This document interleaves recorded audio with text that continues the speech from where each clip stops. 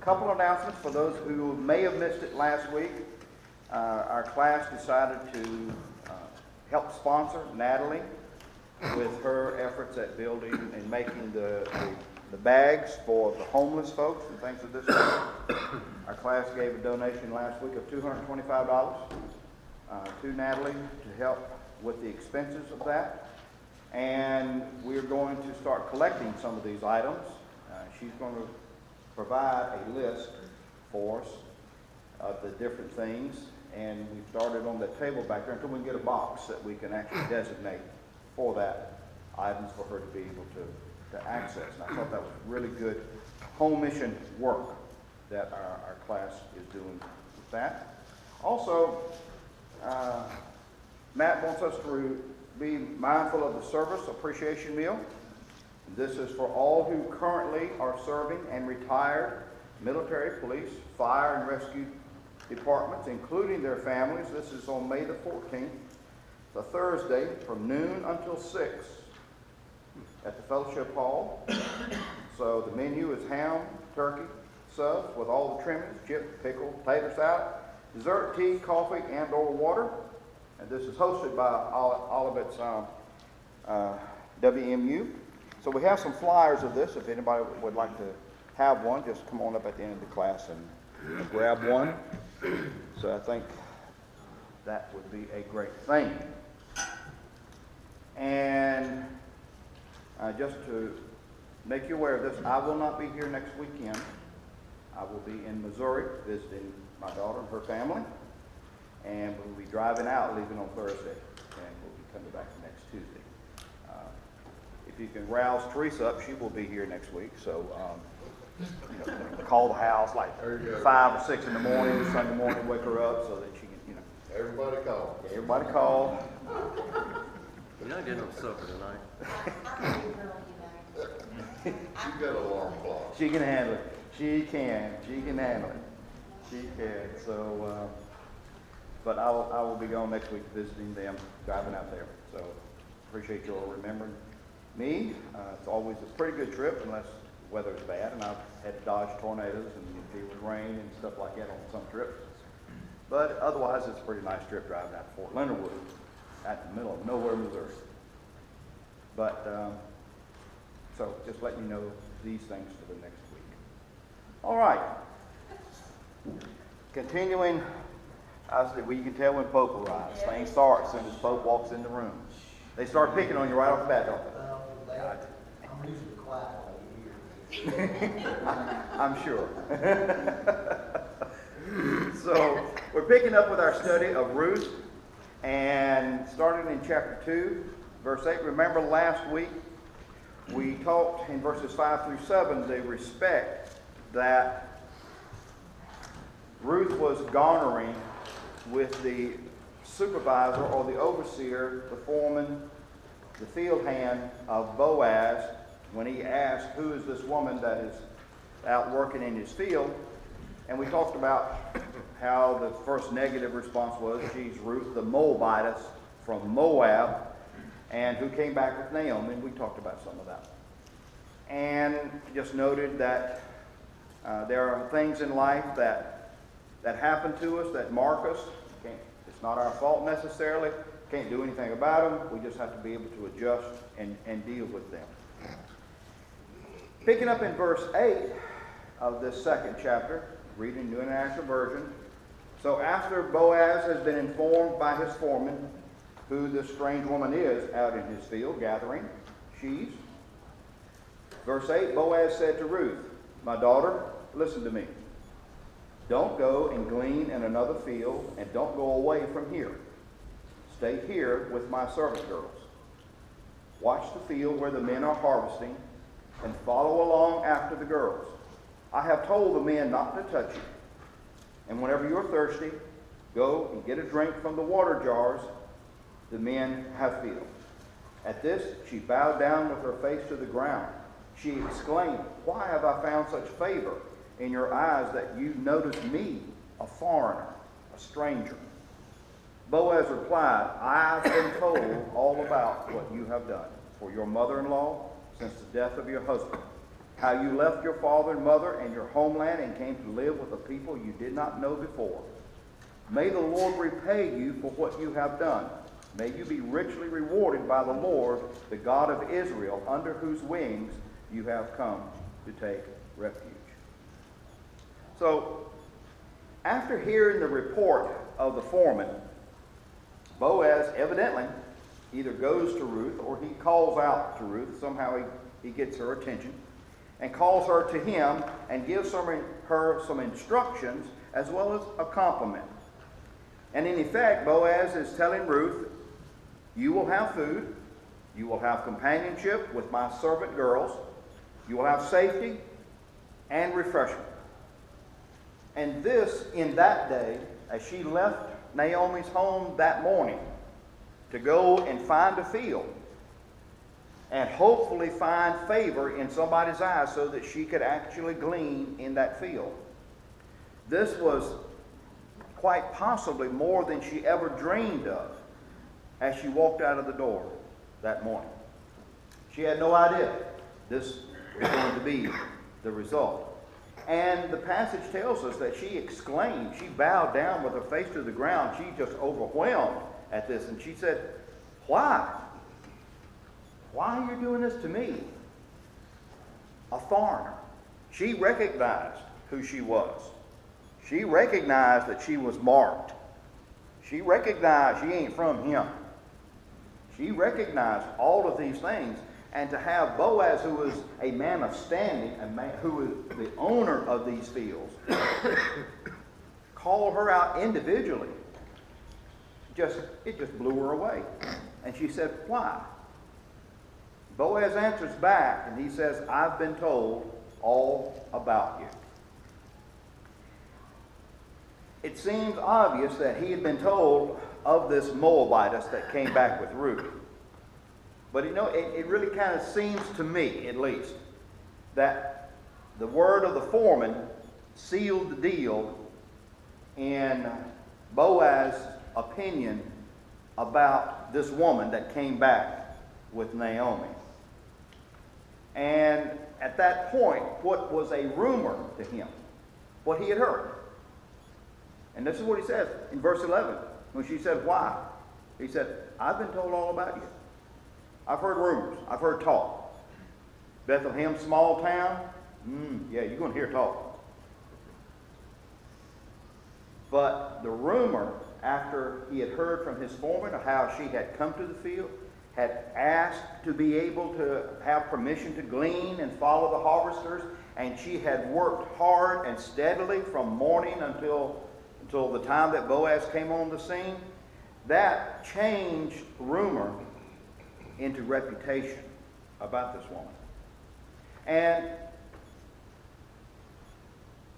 this is something that I think we as Christians have to encounter and have to deal with as well. There's a lot of rumors that go around about church and about Christians and about believers. What we want is to have the very best that people hear about Jesus Christ and about the church and about a relationship with God.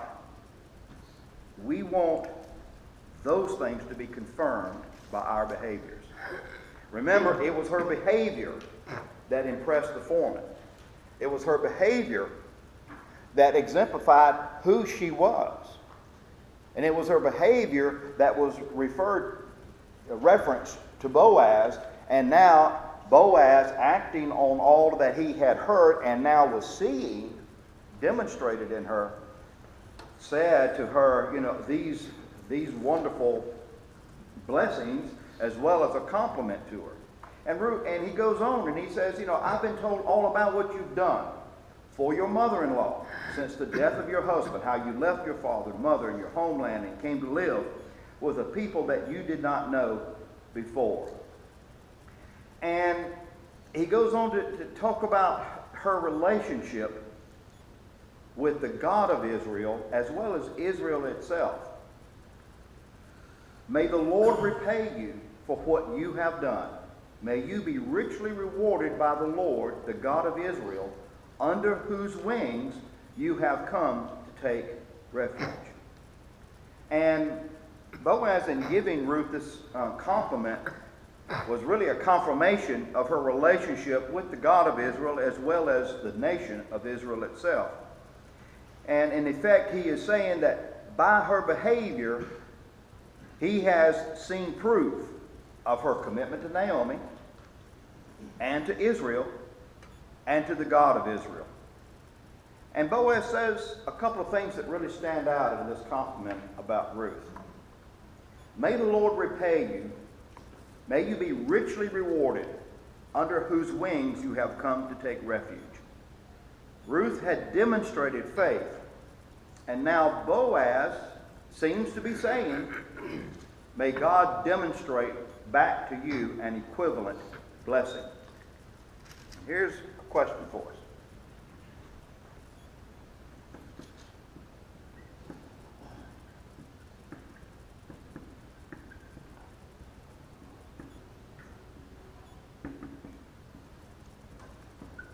Does God repay his people? Let me just say it like this. Here. I mean, cash. Could be. Could be. I've heard a preacher or two on TV say, you give me $1,000, Oh, yeah. you get 1,000 blessings. Yes, But- sir. But I want my 1,000 first. You get yours later. Yeah. So does God repay his people for their actions, their faith here in this life, materially? I think he can if he chooses to, but he doesn't have to, and it's how we react to, okay, I don't have as much as they do, I think I deserve it as much as they do, and, I think our actions Our response to that. is So- louder than anything that we can say. So God can, doesn't have to, and it may depend on our response. What else? Do you think God repays his people? He does, and he already has. And he really doesn't owe us anything else. And it all depends on your definition of a blessing. And a payment. See, I would say no to that question. But then I would say, does God bless the people? I would say yes. But I would say no to your question. No, but. No, but that was the, yeah, but I would say no to your question, but I would say if you change the repay to bless, I would say yes. I don't like the word repay. Yeah, how would it, what does repay mean to us? I mean, you know, what is the word repay to us? See, I told you I'd have a question that would kind of. You think God's gonna pay you, well, I'm gonna go ahead and do this, and I know God's gonna give it to me. Can you do that from mine? It goes back to both. If I'm doing this because I think God's gonna send me $1,000, then probably not. Probably. All our intentions are wrong, all the Exactly. intentions are wrong. It's where your heart is, and, you know, just like I said, it was a cash, but my dad always told me that you could never outgive God. No, you can never put him under obligation. Exactly. He says, you know, that he'll provide and bless you with what he knows that you can handle at the time, and maybe it may expand on that later on in life. But, you know, that was, me and him's always had these talks about tithing and things like that, you know. And, but I think that he, possibly it's not the word repay, but I believe that he blesses you or puts things in your pathway that is a blessing to you. Now, that might not be a monetary blessing, that may be a blessing of some other kind, you know, but, and it's not all the time, it's just whatever he feels like you deserve. And if your heart is in the right place, if you're doing it, you know, just like if you see a homeless person, you know, something like that, that you may feel a touch on your heart, and then somewhere down the road, there's something may come your way as far as some other situation that you may be needing or something like that, you know. Okay? So, I'm sorry. I just heard this testimony one time. It was a father, and his daughter graduated from college. She lived away. I think I told this before, but That is a blessing. There you go. you're gonna make me feel she needed some new tires for her car, and he said, you know, I could have easily bought them for her. I could have just got her new tires. He said, but I wanted her to learn that she needed to trust the Lord for her needs. And so he didn't get the tires for her. And, you know, they prayed, she prayed, that the Lord would meet that need. And then somebody that she knew gave her a set of tires. And I was sorry old Nick wouldn't put them on. But I think sometimes we miss that lesson to our children because we don't always teach them to depend on the Lord and we just do it for them. Yeah. I mean, I'm guilty myself. I'm just saying, I think he does sometimes bless in material ways. So, and in looking at the passage, and looking at all that you've responded, so when Boaz said, may the Lord repay you for what you have done, may you be richly rewarded by the Lord, the God of Israel, under whose wings you have come to take refuge.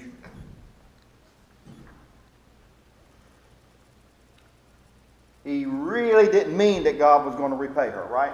See, when we think of the word repay, we think of money. Oh, we're in debt. Yes. Well, we're Americans. We can't think of anything but money. I mean, you know. Well, We've been driven to that. insinuates that he owes us something. Right. That's what I was gonna say. What does he owe us? And he don't know us. No, doesn't know us a thing. So when Boaz said, may the Lord repay you, what was he meaning by that? Was he just simply way out in left field somewhere and, you know, he needed to come to Sunday school? Or was he, you know, how was Ruth to understand this? What was he saying? What was he meaning by this? How should we look at this? Because all of this is true. All of this is true. But in looking at our experiences of this, how do we understand what he was saying in this passage of Scripture? Well, he also knows the story of Job. And Job was repaid for his faithfulness. You know, so he may have been reflecting on how God's worked in the past, but as I'll consider her a new believer, it was probably his desire that she see something and be able to say, yes, that's a blessing, because I've been faithful, just so she would grow. Because the more we see that faithfulness, the stronger that relationship is. Yeah, and I think all of this is so. I think within the context of the nation of Israel, because you have to remember that there were national covenant blessings that God gave to the nation of Israel and to people that followed him within the nation. He talked about rain. He talked about, the crops. He talked about keeping the enemies away. All of these different things. Those were material benefits that came to the nation under the national covenant that God had with the nation of Israel. And that's the only nation that has that. They're the only people that are truly God's people, are the Jewish people, in that earthly, physical, biological sense. So I think in one sense, Boaz was referring to what God had said as part of his covenant to the nation of Israel. You be faithful to follow me, I will bless you. But I think also, and this goes right in line with what you've mentioned, that we have to understand that God doesn't work from a, you scratch mine and I'll scratch yours type situation. And we really can't force God to be obligated to us, because he already does and has blessed us in so many ways that we could never do anything to put him under obligation. The scales of what he has and continues to do for us, plus our inability to pay him back. He has to give us the breath to breathe. So, we can't even begin to pay him back. So it's never a you owe me, God type situation. But I think the blessing by Boaz declares that there is a repayment from the Lord shown to his people in this life in this sense. God doesn't overlook or ignore our commitments to him. I think that's one of the things that for us today that we need to realize. God doesn't overlook or ignore the commitments. Remember, this is why he said, I've been told what you did for your mother-in-law since the death of your husband, how you left your father and your mother, your homeland. And her homeland was a heathen country, Moab. And you came to live with the people you did not know before. You came to be a part of Olivet Church. You didn't know these people before, And may the Lord repay you because you have come to take refuge under his wings.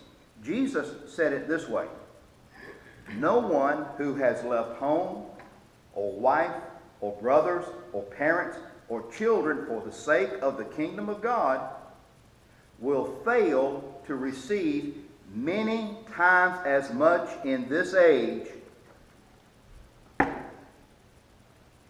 and in the age to come, eternal life. Luke chapter 18, verses 28 through 30.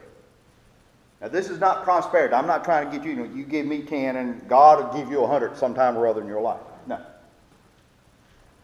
Not in the least. Because Ruth was still gathering sheaves in the field as a pauper. He didn't give her the field. He didn't tell her to get in there with the harvesters and get the first line of crops. She still was following behind and having to work like a dog to get what she was getting. I think Boaz is trying to help us and help Ruth certainly understand that God does open doors and provide blessings, many of which are not what we are expecting, that serve as responses to our commitment and actions as a believer. Remember after he said, don't leave my field, you stay with my girls. I've told the men, leave you alone, you will be safe. You can come get a drink of water anytime you want. You just stay here with my servant girls, you'll be okay. This was way beyond what she ever thought she was going to get. And he said, she said, why? He said, well, may the Lord bless you. This was part of that blessing. He said, I want the Lord to bless you, and I'm going to be part of that. You stay in my field. And he's going to enlarge on that because a little bit later on, he's going to actually tell his harvesters, drop some stalks, drop some extra stuff for her. Handfuls on purpose is the King James phrase of that. I don't think Boaz or Ruth knew exactly at the moment, but God was opening a door of recompense to both of them in each other. He was being a blessing to her. She, in turn, was going to be a blessing to him. He just didn't know it yet. And to his entire family, his posterity. And I think it leads us to this.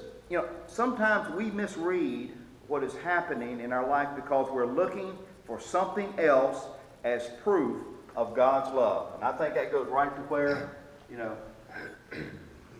how do you define repay and how do you find blessing?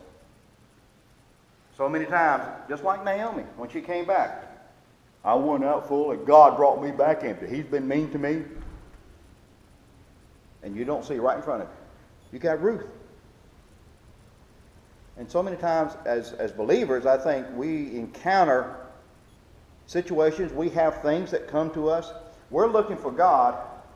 Okay, now, if the Lord really loves me, He's going to, do this, that, or the other. He's going to take care of me. He's not going to let my kids get sick. He's not going to let, he's all these things. And we miss the things that God has setting right in front of us. Boaz was a fulfillment of his compliment in verse 12.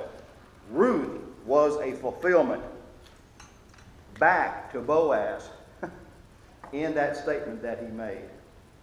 It's kind of like, we sometimes are kind of like Naaman. You remember Naaman, 2 Kings chapter 5, verses 11 and 12. Had leprosy. Was told by one of his servants who he had captured out of Israel that there was a prophet in Israel that could heal him. So here he comes. He finally gets to Elisha's house. And Elisha sends his servant out. Says, go tell him to go dip in Jordan 7 times. He didn't even come out to meet him. Now, Naaman was a big shot. Money, wealth, power, position. He had it all. Elisha doesn't even come outside to greet him. He says, go tell him to take a bath in Jordan. And when he was told this is Naaman's response. He was mad, at least. He got mad because, and here it is, he thought that he would surely come out to me and stand and call on the name of the Lord his God and wave his hand over the spot and cure me. How many times have we done the same thing? I'm expecting God to do it this way. When what he does and has, we're defining wrongly. Talk to me about that a little bit. Ever run into an experience like that yourself? I'm sure we all have, but may not recognize it.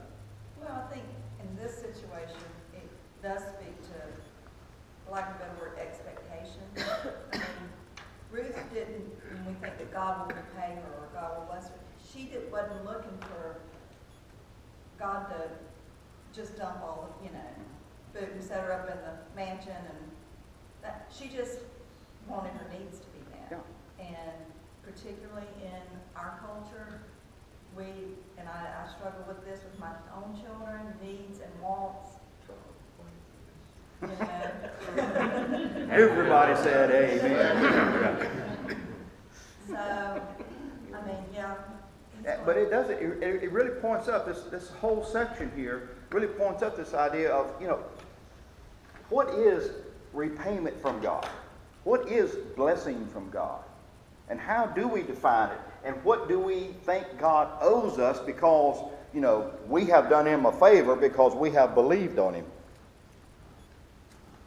It's kind of like the football player. I can't remember who the football player was here a couple years ago. After he got his leg broken, his response, what was it, a tweet or something that he sent out? He couldn't believe God would do that to He him. couldn't believe that God would do that because all I've done for you. Oh, really?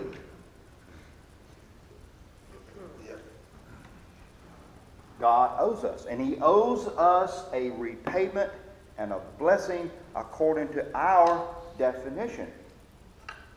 And we spend our time looking at this and miss all that he has and is doing for us at that very moment.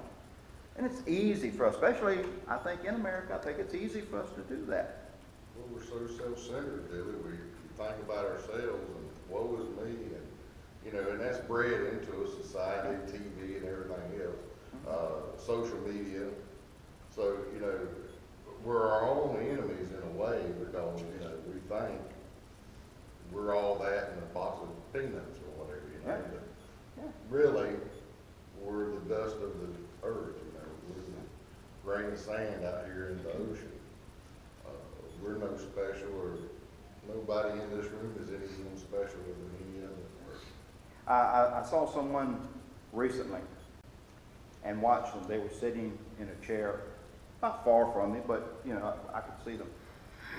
And I'd heard about people taking selfies. This person. Well, they have a stick for that. Yeah, I guess they didn't have it with them. They'd fix their hair. They'd look, see where the camera was.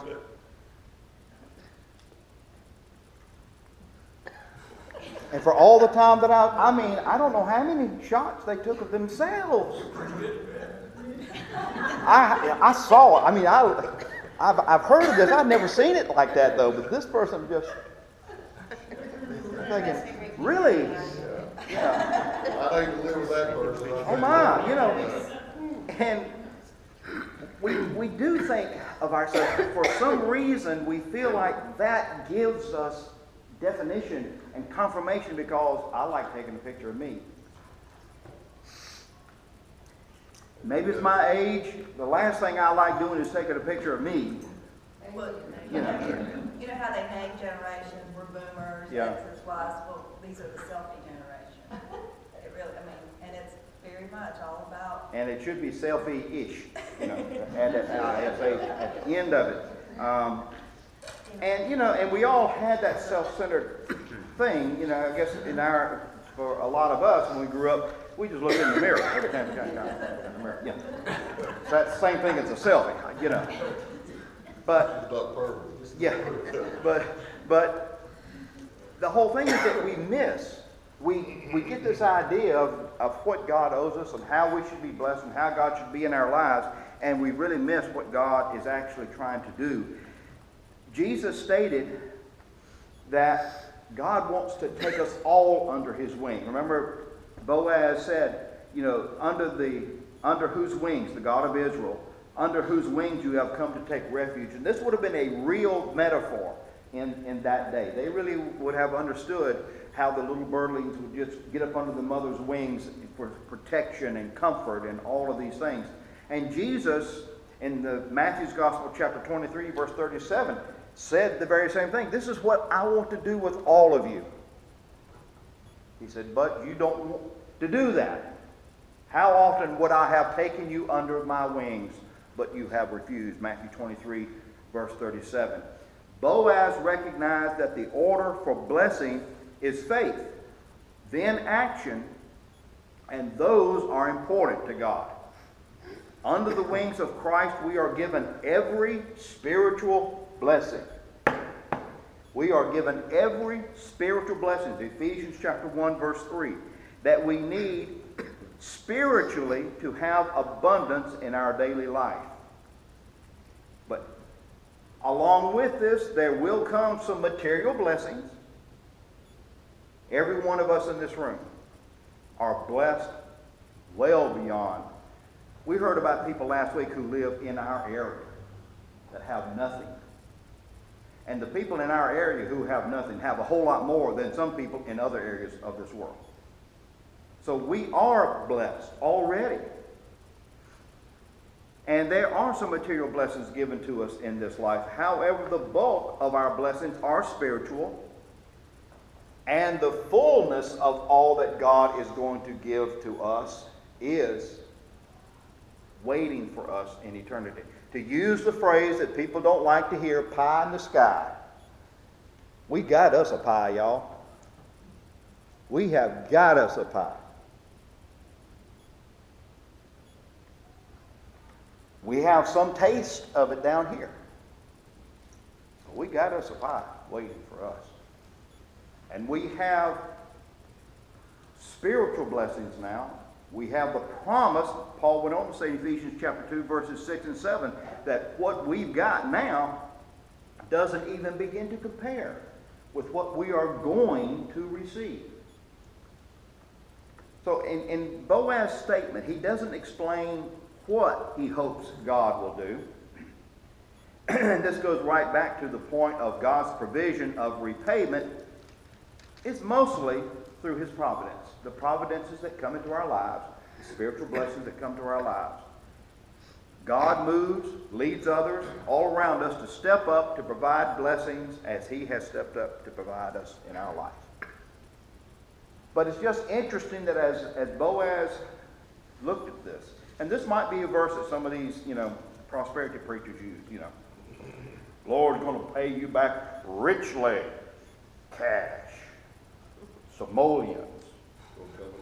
Gonna come in the mail, yes, as long as you send me mine first, Billy, you gotta look at that equally though. If I want to be blessed for all my good deeds, then you need to understand there's another side of that. Because I am crying for mercy when I fall short. Yeah. Fair's fair. Yeah. And right along with that, if we get rewarded for all that we have done, Jesus also said it this way: if you do everything that is commanded of you, you're still an unprofitable servant because you've only done what is the minimum. Yeah, but why do we want to live on one side We want God to repay us for good. Because we're selfish. Not repay us for what we've done wrong. We are selfish, you know. We are. We're selfish. We're carnal. And that carnality says, you know, I want God to do me good. I want Him to bless me. And if He doesn't, like I expect Him to do, and here you get into this Naomi thing where God's mean to me. That's what she's essentially saying back in chapter 1. But we're seeing unfold into chapter 2. We'll see it chapter 3, chapter 4, just how much God is blessing. Naomi's finally going to begin to get the point here in this chapter. Now, beginning at verse 13, going through verse 16, we have an example of just what Boaz has implied to Ruth. That God will work, and He's going to work through others to repay our faithfulness to Him and His people. Look what he says in verse 13. You know, this is what Ruth responds. She says, "May I continue to find favor in your eyes, my Lord," she said. "You have given me comfort and have spoken kindly to your servant, though I do not have the standing of one of your servant girls. I am lower than a slave." I understand that, Boaz. You have been a repayment already to me. At mealtime, Boaz said to her, "Come over here. Have some bread and dip it in the wine vinegar." When she sat down with the harvesters, he offered her some roasted grain. She ate all she wanted and had some left over. And as she got up to glean, Boaz gave orders to his men. "Even if she gathers among the sheaves, don't embarrass her. Rather, pull out some stalks for her from the bundles and leave them for her to pick up. And don't rebuke her." So, Ruth is blown away by the words of Boaz. But we see Boaz actually beginning to step up as a providential answer to what he had just given as a compliment back in verse 12. And it seems that by mealtime, Boaz is pretty smitten with the qualities of this Moabitess, Ruth. And he begins to spotlight Ruth by inviting her to his table to eat, including all she wanted to eat, with a doggy bag to go along with it. For this is probably from Naomi. And this section, this interaction between Boaz and Ruth stands in stark contrast to what is the accepted path of male-female interaction today. Boaz interacted with Ruth from a foundation of knowledge, then respect, demonstrated by self-control and learned appreciation of her values. And he interacted from a genuine interest in her situation, along with the expectation of responsibility. And we'll touch on this. Goes back to the 4 tires thing a while ago.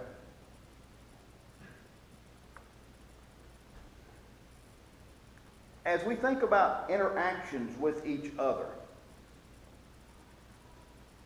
whether it's with people that we count as associates, friends, or people we work with, Boaz's interaction with Ruth, he started from knowledge. He used respect. He demonstrated self-control. And he had an appreciation for who she was as an individual. That should help characterize all of our interactions with men and women, between men and women. To work from this standpoint, to help our young people to understand that, and that you're not an object. You're not something less than me, is something that is huge for our world. I do a training, and it involves around non-resident fathers. And part of the problem with that is what is called by a gentleman named Tony Porter. If you go to YouTube and Google in Tony Porter, he talks about a man box. And if you haven't had a chance to do this, that's an interesting video. Yes, there's people calling about it already. You know. But that is a very interesting video. And one of the things he talks about is how we socialize our children. That as they grow up, that then expands out in their actions with others. And he gives this example. He says, and he talks about his two children. He has a boy and a girl, 15 months age apart. And he said, my little girl, when she was little, if she came to Daddy and she was crying, she fell down and got hurt, come here, baby. Come sit on my lap. What's wrong? It's going to be all right. Pat her up, all this other. He said, my little boy, he said, before he ever got to me, if he was crying, he said, my first words, what are you crying for? Straighten up your face. Why are you crying? I can't talk to you if you're crying. And he finally would tell him, go in the other room until you get yourself together and you can come out and talk to me like a man. He said he was 5 years old.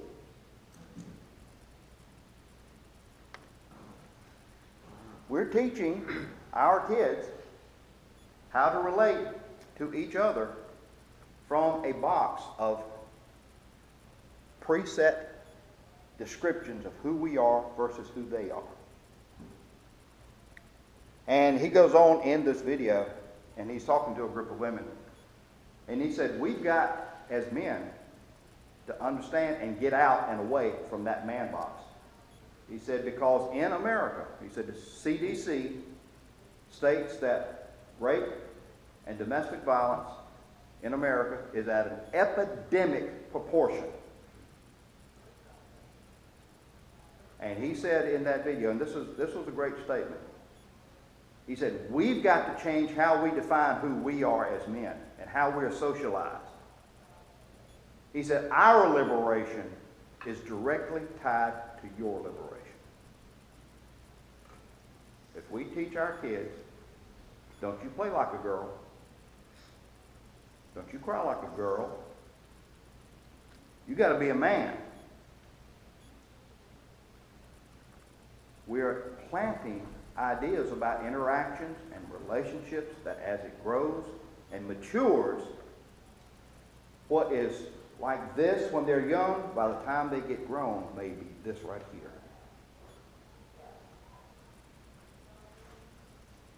I don't Both. understand I'm sorry. that. I don't understand that though. Okay? I understand, like, academically what you're saying, but thinking about that, this is why I don't understand that. My grandfather was rough. I mean, but kids and boys, like my grandfather that raised my father, he raised him like that. That age group is not near as bad as this age group where everything's getting worse. So I don't understand that where he's getting at, because my grandfather would have been a rough person, but my dad and his brothers were raised right and would never, ever disrespect a woman. So see, my grandfather would have been the first one you're talking about, and so I don't understand that. Yeah. I just don't understand how he's getting. And I think there are some exceptions to that. I think some of our parents have done a better job at defining who we are as males versus females. But if you look at America, it is obvious that somebody has not made the definition clear to our young people that are growing up. So, you know, whereas we may have some exemptions, there are a lot of other situations that really prove that point. Well, just the statistics of what happens, that is what happened to women. Statistically, 1 in 4 women will be physically abused in their lifetime. 1 in 4, statistically. Well, you hear some of that music they listen to that I've heard, you know, and it tells about abusing women. And that goes into how we define how we are to interact and see, particularly as males. Women are less than we are, they're weaker than we are, they're dumber than we are, and their primary job is to make us feel good sexually. I would say, That's but part there's of it too, no, yeah. there's no anything. But they respect their Yeah, mothers. I'm seeing some excitement back there, come on. I think we're taking a whole new turn. I see something totally different. I see gender unisex clothes in a women's wear. Ask Bruce Jenner about that. I can see every comedy show on TV, the wife always makes the man look dumb. Mm-hmm. Yeah, I see something totally different. yeah. I don't see it as men being more dominant. I see it as we're putting them down. And I think part of that women's lib movement started in the 60s, in the 70s, all this other stuff that we end up with the television shows that we have now. And more men act more feminine than they used to. And we could get into a discussion as why is it so bad if men cry? But at the same time, I think some of the male response to the fact that we are being depicted as dumber than we really are, Yes. that our response is because I'm a man, I'll show you whether I'm weak or not. Well, I mean, just Yeah, like you know. these commercials and stuff like that, the man picked up the wrong thing and he was so excited, I guess it's going back to the. I can't stand those either, I mean, you know. it's just constant. Yeah. It's just constant. Yeah. I feel that there was a comment in here that I was waiting to see if you would address or not. The situation isn't that different. Why did he have to tell his men not to touch her? Evidently, that was a prominent event in that day and time, that the slaves were attacked regularly by the. Especially if you're a foreigner from another country, you're free, you're game. Yeah, he had to tell, he told his men several times, don't touch her. And he told her, I have told my men, don't touch you, because she And was he a. didn't say don't touch anyone, Mhm. just don't touch her. Yeah. Because it was, as in our day, it was pretty acceptable to see a woman, and her primary job first is to be a sexual object. And we prove our prowess, we prove our manhood, we prove our ability by being able to score and being able to dominate this woman. Even though we have a lot on the television, we have a lot that's going around that is trying to say otherwise, this is a lot of how men are responding. I think it was interesting though, the different responses when the football player abused his girlfriend in the elevator. Mhm. I mean, there's some very strong response against that, but then there was some that really wasn't. Yeah, a lot of the statement was, if he was really that good a player, this wouldn't make nearly the difference that it did to the NFL. Well, in our day and time, just thinking, Boaz was abusing Ruth by letting her pick up the leftover stuff. That wouldn't cut it this day and time. She better be right up on the line with the rest of them. And if she's that good of a worker, why wasn't she? Yeah, she got laid off. In our society. Yeah, in our society. Yeah, and it's interesting, and we're going to pick this up because I've already kept it about 25 hours. We're going to pick this up when I come back week after next. But you can just chew on it and be angry about it until I get back, and we'll pick it up again. You know, but Be confused. be confused on the be confused. And Billy's available after.